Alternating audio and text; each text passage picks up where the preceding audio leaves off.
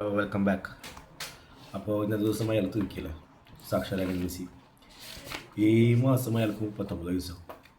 ഈ 39 വയസ്സിൽ ചെയ്യണ കാര്യങ്ങളാണ് അയാൾ ചെയ്യണത്. ഇപ്പോൾ ഇന്ന് അയാൾ ഹാട്രിക്കാണ് അടിച്ചത്. അത് നിസ്സാര ടീമൊന്നും കളിച്ചിരിക്കുക.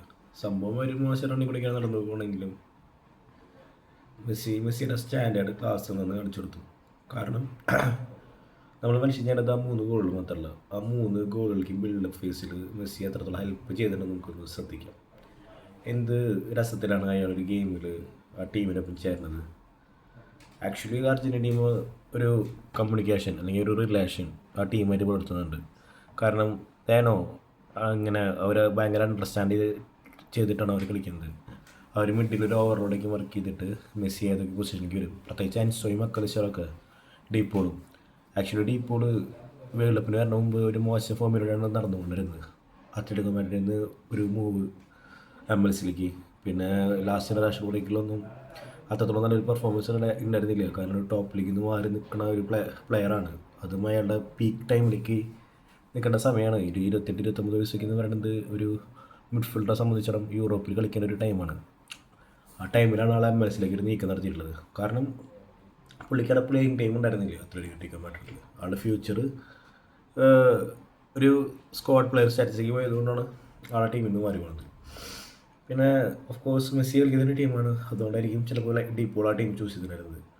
പിന്നെ പിന്നിക്ക് വരാണെങ്കിൽ കുട്ടി റോമോറയും ലിച്ചയും അവരവരുടെ ക്ലാസ് എന്ന് കാണിച്ചു. അതിലേക്ക് ലിച്ചയ്ക്ക് ഇങ്ങനെ ഇമാതിരി ഒരു പെർഫോമൻസ് കൊടുക്കുന്നത് ഞാൻ ഒരിക്കലും വിചാരിച്ചിട്ടുണ്ടായിരുന്നില്ല. കാരണം പുള്ളിക്കാരൻ മാൻ യുണൈറ്റഡിൽ പോലും ഒരു റെഗുലർ സ്റ്റാർട്ടറില്ലാത്തത് അയാൾ പെർഫോമൻസ് ഓഫ് ആയതുകൊണ്ടല്ല കേട്ടോ.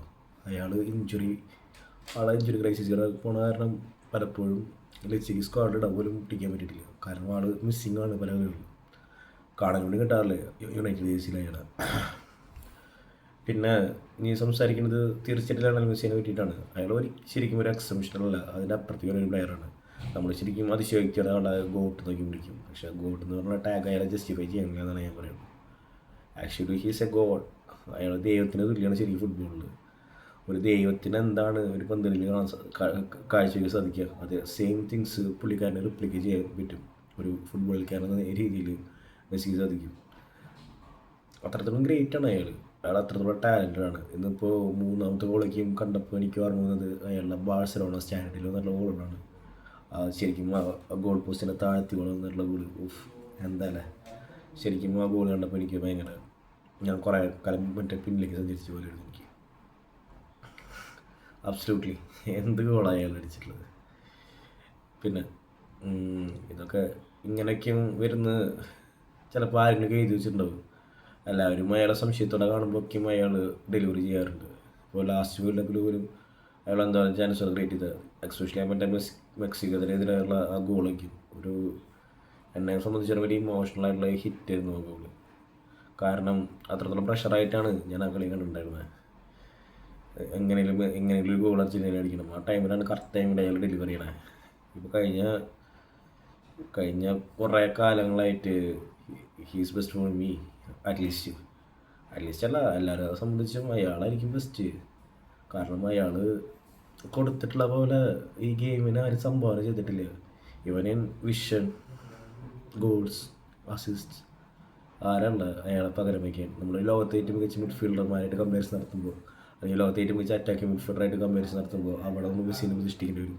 മികച്ച പ്ലേ മേക്കർമാരെ കമ്പാരിസൺ നടത്തുമ്പോൾ അവിടെ മെസ്സിനെ വയ്ക്കേണ്ടി വരും. ലോകത്തെ മികച്ച വിംഗർമാരെ പറ്റി സംസാരിക്കുമ്പോൾ അവിടെ മെസ്സിനെ ഉണ്ടാക്കേണ്ടി വരും.